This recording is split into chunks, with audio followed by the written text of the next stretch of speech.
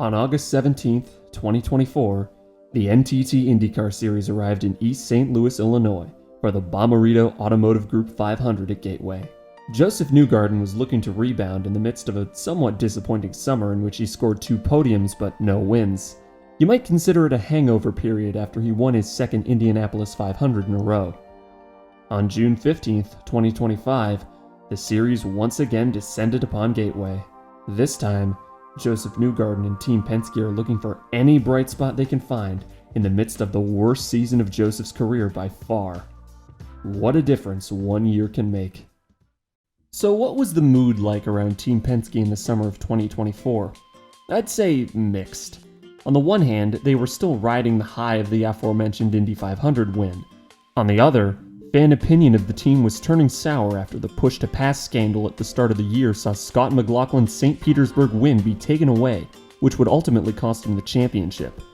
Of course, the season finale is still a month away, and Scott's still in the title fight as of now.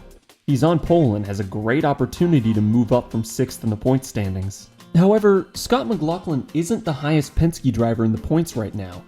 The Mooresville outfit's best shot at defeating the titan that is Alex Palou lies with their most decorated and most tenured driver, one who's trying to outrun not just his competitors on the track, but the unstoppable passage of time as well. Of course, I'm talking about Will Power. But Will Power joins some very famous names as a 2-time NTT IndyCar Series champion. Power has done it! By the summer of 2024, Will Power has racked up 41 race wins, one of which being the Indy 500, 97 podiums, 64 pole positions, and 2 series championships. He's also the only man to ever beat Alex Palou in a title fight since Palou joined Chip Ganassi Racing. But in any sport, past success can only get you so far. The prevailing attitude from fans and team owners alike has always been, "What have you done for me lately?" Power's 2022 championship win was followed up with his first ever winless season. The year before his second title, he placed 9th in the standings, his first finish outside the top 5 since 2009, before he was full-time with Penske. He proved he's not over the hill, but at 44 years old, some question marks were beginning to arise. Team Penske is no stranger to showing legendary drivers the door to make way for fresh talent. In 2017, 41-year-old Juan Pablo Montoya was taken out of the 2 car to make way for an emerging star. The decision paid off in spades since said star was Joseph Newgarden.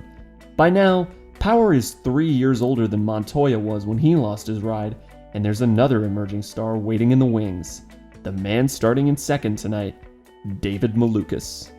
In his rookie year, the same year as Power's second title, Malucas had his coming out party here at Gateway, finishing second in a Dale Coyne car, with Joseph Newgarden ahead of him and Scott McLaughlin behind him.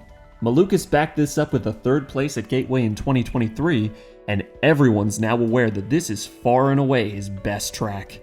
If he wants to pick up a victory before moving to a top-flight team, this will be his best shot. Except, he already moved to a top-flight team for this season. Just a few weeks after his second Gateway podium, Arrow McLaren announced he would drive the 6 car for them in 2024. So why is he in a Meyer Shank car tonight? The answer lies in a bike ride and a cutthroat team culture. On February 12th, news broke that Malucas had fractured bones in his hand following a mountain biking accident. A few days later, it's confirmed that he'll miss the opening race at St. Petersburg. Later on, he's ruled out of the exhibition race at the Thermal Club, then the Long Beach Grand Prix, and then round 3 at Barber. A day after Barber, McLaren has evidently had enough. They take their newly signed, highly touted prospect, and they fire him. To be fair, his contract stated that if he missed 4 races, the team could let him go. But they exercised that option immediately. Arrow McLaren felt no loyalty towards the guy that they already saw as their backup after Alex Palou reneged on his contract with them, and he was shown the door almost instantly. Once Malucas recovered, he was too talented to stay on the bench for long. And once Tom Blomqvist embarrassed himself badly enough to leave the series, the 66 car at Meyer Shank Racing was his. So that's how the main characters of the 2024 Bommarito 500 got to where they are tonight. Now, it's time to go racing. Here we go! Green from Gateway, and Scott McLaughlin in the red and white white car has the early jump. Right out the gate, it's the three Penskes and David Malucas at the front. Right after Marcus Ericsson breaks these four up, Catherine Legg and Ed Carpenter bring out the first yellow. Soon after the restart, David Malucas dives to the inside of Scott McLaughlin. And David Malucas is in front. David Malucas, the 22-year-old from Chicago, is leading this race. After a second early yellow, Will Power gets to work trying to get around Malucas. He'll be desperate to pass anyone while he's in the thick of the title fight, but I bet he's more desperate than ever to pass this guy in particular. I mentioned earlier that he's up against the passage of time, and David Malucas is the future incarnate. He's next up for a top ride in IndyCar, and Roger Penske has his eye on the kid from Chicago. A lot of people think he might replace Will Power at the end of the season, but Will is here to prove them all wrong. As we see Will Power now wanting to challenge Malucas for the lead down into turn 3. He's going to get it easily. Power leads the next 34 laps before the pit cycle takes him out of the lead. In the middle of this run, Pato O'Ward, one of the best non-Penske or Malucas drivers so far, bows out with a mechanical failure. After the cycle shakes itself out, Power retains the top spot, with Malucas hot on his heels. The broadcast displays the drivers that came in for fuel during the first yellow as being on a completely different strategy, but the difference is so small that it won't affect the race much. Kiffin Simpson backs his Honda into the turn 4 wall on the 86th lap, giving the field a shot at a real alternate strategy, as a few drivers pit about 30 laps before the leaders will. When they get back going, there's still no match for the top 4. As the field gets strung out once again, it's worth noting that this race is occurring at the very beginning of IndyCar's hybrid engine era, and a lot of the kinks haven't been worked out yet. The additional weight of the cars has made it much harder to pass than usual. During the second green flag pit cycle, Marcus Ericsson, Scott Dixon, and Nolan Siegel, some of the guys who pitted 30 laps earlier, stay out much longer than the drivers on the aforementioned Strategy B and lead a combined 19 laps. Eventually, they all head to pit road and the top 4 reassert themselves at the front. Ericsson and Siegel both run into trouble on pit road, kneecapping 2 of the best drivers on the alternate strategy. After a third cycle, Scott McLaughlin leads, ahead of Newgarden in second, Power in third, and Malucas in fourth. You may have noticed that I've glossed over a lot of the on-track action so far, and that's because, as the sun sets, we're just getting started. Track temps continuing to fall down to 99 degrees as these two are now racing up front for essentially the race lead. McLaughlin trying to hold off. Joseph Newgarden and Christian Lundgaard could be a pick there in front. McLaughlin holds him up. Newgarden, the consensus best oval driver in the series, is giving it 110% chasing down McLaughlin for the lead. The only trouble with that is, when you surpass 100%, things tend to go wrong. Oh! Newgarden going around! That's what I was talking about. That light gray is so dangerous up high. With ruined tires, Newgarden has no choice but to pit under yellow. But strangely enough, Scott McLaughlin gives up the lead and pits as well. In fact, everyone comes in, save for Power and Malucas. They're all going to try to stretch the fuel window as thin as it'll go, while the top 2 have 1 stop left. As the leaders try to gap the field, McLaughlin's team crunches the numbers and realizes that they might be good to go on fuel. So Scott does his best to keep pace with the top 2. With 42 laps to go, Malucas makes his final stop and hopes the rest of the field needs to come in as well. A lap later, Power follows suit. If they want a shot at the win, they need this race to stay green to the finish, as a caution would guarantee the field won't need to pit again. Unless the caution comes late enough that they need to take tires, or that they already pitted. Race strategy is a very complicated thing. With about 30 to go, Alexander Rossi, on the same strategy as the leaders, pits for fuel. Power and Malucas are 5th and 6th, but they're still a lap down. The broadcast confirms that the leaders will need to splash of fuel to make it to the end, so as Malucas reaches Power with 21 laps to go, everyone knows that this could very well be the battle for the win. They look to the inside on Will Power. This could be effectively for the win. Side by side with Kevin. They touch, and he goes around. Heavy damage for David Malucas. A bold move from Malucas doesn't pay off, and Will Power has outlasted the passage of time for now. Though, maybe not cleanly. That was tight. I think Will Power really pinched David Malucas to the high side. And knowing that he was going to have the dirty air from Yeah, I put that more on Power, to be honest. Yep. The only two cars left on the lead lap come down pit road in preparation for a sprint to the finish. It's now a race on pit lane between these two crews, and it'll be a shootout. Do you take tires? You cannot take tires. There is no time to take tires. The fuel fill will be so short. I don't know. They burned a lot of gas here. Newgarden takes tires. Oh, here's why you do it, because you're only racing each other, and now you've got the new tire advantage over the cars behind. Herta, Power, Lundqvist. Look at Newgarden did 5.1. How can the 3-team respond? They can't. How do you do a 5.1 second pit stop? An otherworldly pit stop gives Joseph Newgarden the lead as the field gets set for the final restart. At least, what everyone believes will be the final restart. Newgarden really slow to bring him to speed as there's a crash with Rossi and Power. In the back, you see Jack Harvey as well. Connor Daly gets some debris. IndyCar has time. Hey, come down the pit lane. Ask him if we can come down the pit lane. Tim Cindric does not want debris on his tires for his driver, Joseph Newgarden. Come down pit lane. Yeah, red flags out either way.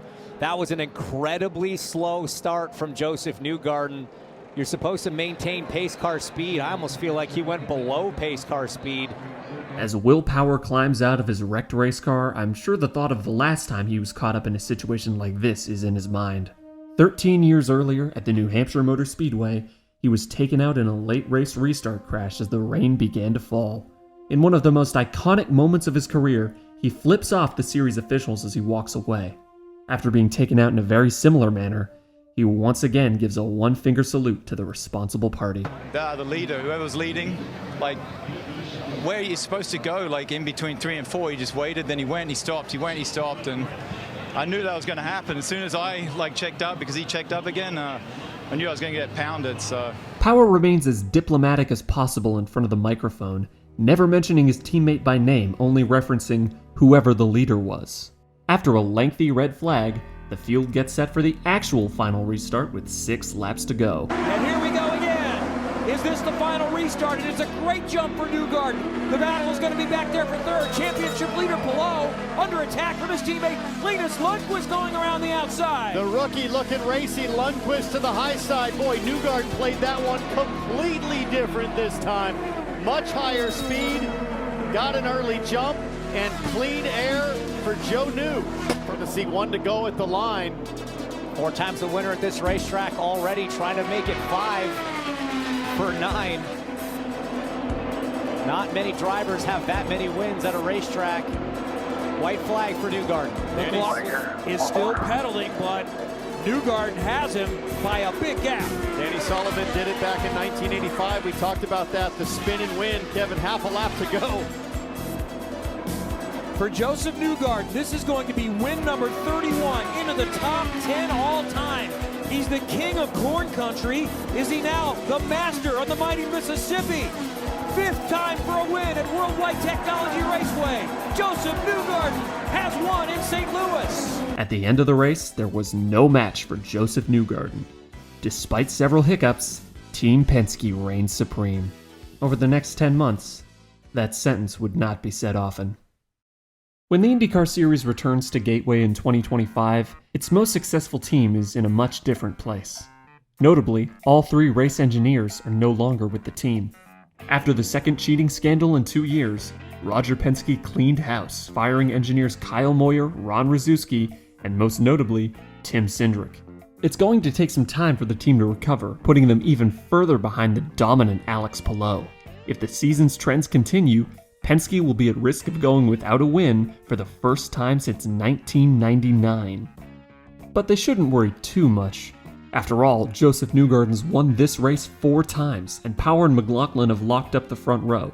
Of all the races on the 2025 schedule, this is Penske's best shot at turning things around. On the second row, alongside Pato O'Ward, David Malucas is qualified in 4th for AJ Foyt's team, which has a technical alliance with Penske. The rumors have only grown louder with time, and it's looking more and more like Will Power will be out for 2026. But there's one factor that should slow the speculation. In the 21st century, Team Penske has never hired a driver onto their IndyCar team full-time that hasn't already won a race in a top-level series. The closest they came to this was Ryan Briscoe in 2008, but he'd won several races in the American Le Mans Series. David Malucas' only wins to this point have come in feeder series like Pro Mazda and what was then called Indy Lights. He's not short on success at the top level, with several podiums to his name, including the Indy 500. But to prove to the world that he's Penske material, only a win would silence the remaining doubters. But as we roll through the final corner, and as we roll to green here at Gateway in St. Louis, we are racing, and Will Power has a good start, has the lead from his teammate McLaughlin. Malucas takes the move already and takes third from Pato O'Ward. Malucas wastes no time taking the lead away from Power and holds first place until the first caution. Kev, we've got a caution out, we've got a driver in the wall, and I think that's Devlin DiFrancesco. After the restart, Newgarden is stuck in the back half of the top 10 and has a close call with Colton Herta, who's rumored to be leaving IndyCar to pursue Formula One this offseason. 24 laps in, Devlin DiFrancesco, who brought out the early caution, is racing back to his pit stall with a cameraman in hot pursuit who crashes into him and falls to the ground. While this has nothing to do with the narrative of the race, I enjoy mentioning it.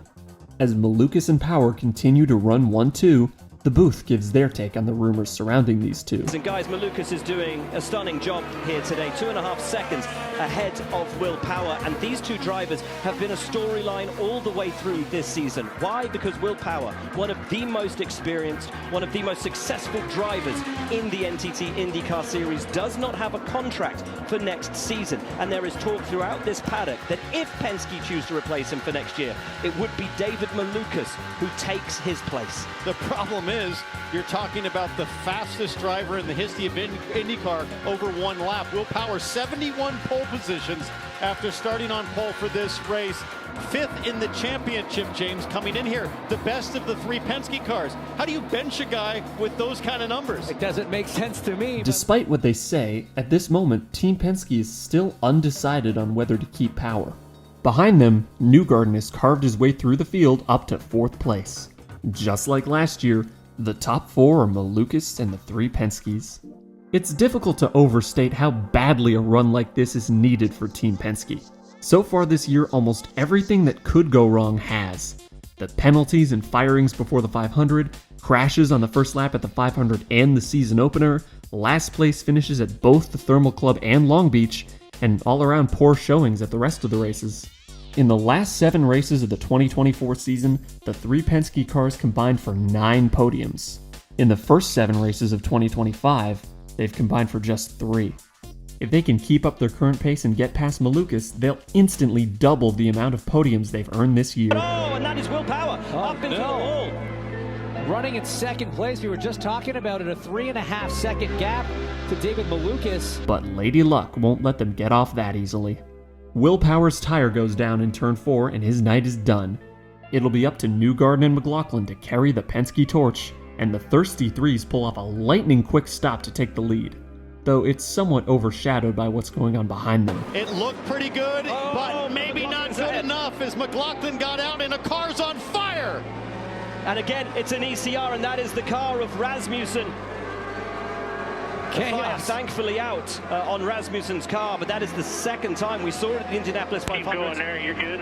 The leaders are strung out on the restart as they pass the lap-down McLaren of Christian Lundgaard. There's still action throughout the pack, though, as a lot of the racing quality issues that the hybrid introduced have been ironed out over time.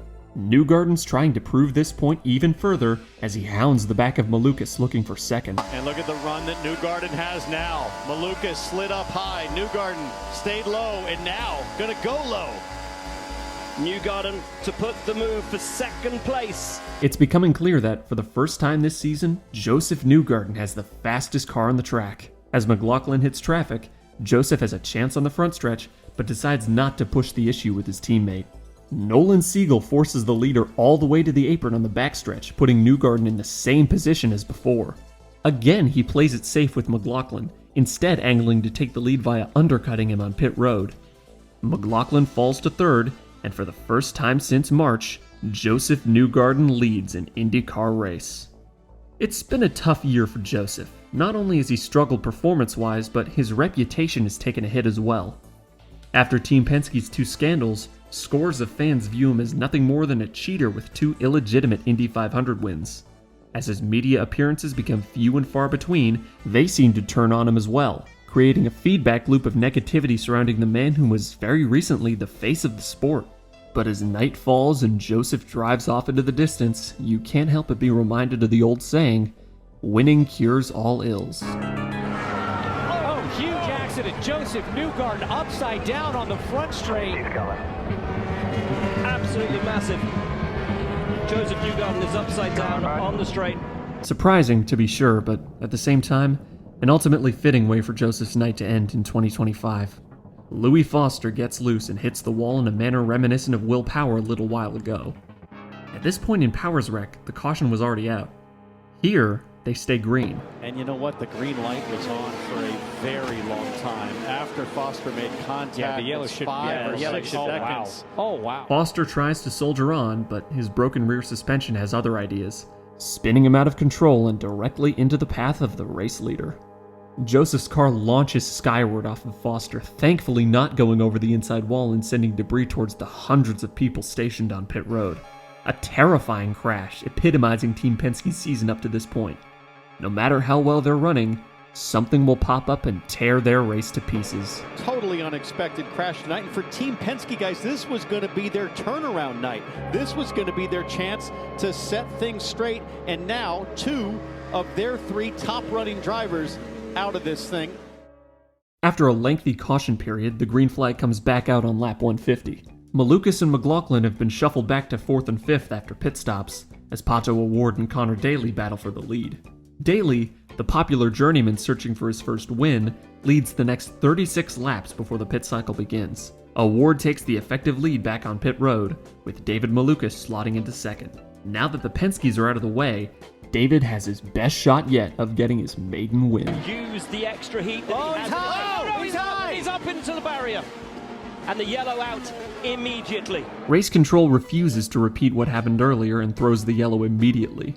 The caution gives Scott Dixon a free pit stop, and he inherits the lead. Malucas' car isn't damaged enough for him to have to pit, and so he holds on to 5th place. But on the restart, he gets tangled up with Rinus VeeKay and falls out of the lead pack. All 4 of the leaders from the start of the race are now out of contention. Well, except for Scott McLaughlin. They started this race 1st, 2nd, and 5th. I'm talking about Team Penske. None of their cars remain in this race. Scott McLaughlin down on pit lane. An issue with his rear right, has retired from this race. And that's it. 24th, 25th, and 27th. What was supposed to be Team Penske's get-right race has turned into their worst performance of the 21st century. Even Malucas, who at this point is only tangentially related to Penske, will end with a P12 after a stellar run early on. Of course, the race isn't over. Everyone in the field is deciding whether or not to pit for a splash of fuel or stay out and save with 30 laps to go. Kyle Kirkwood leads the group of drivers that came in, and he'll have to wait and see if the unlikely leaders can stretch their fuel tanks to the finish line. Bill, you make an excellent point. Looking at the timing screen, Callum Ilott is only 17 seconds back of Scott Dixon, running in 7th place and last pitted on lap 204. If he saves a bit of fuel, he might be able to make it as Kyle Kirkwood comes back out. But right now, the leader is still the 14 of Santino Ferrucci. Kev. And he might be a caution away from winning for the first time. His crew are waiting for him in pit lane. He chooses now to jump in. Robert Schwartzman has been serviced and sent on his way. Now Marcus Ericsson moves into the lead of this race. We think he still has one stop that he needs to make. Callum Ilott does not need to stop. Rosenqvist does not need to stop. And both of them are 10 seconds ahead of the rest of the pack. Jack, what can you tell us about Rosenqvist? Do they have enough gas? They looked fast enough. They have a great gap on the cars that are on the alternate strategy from where they are right now. So this could be the win battle right here.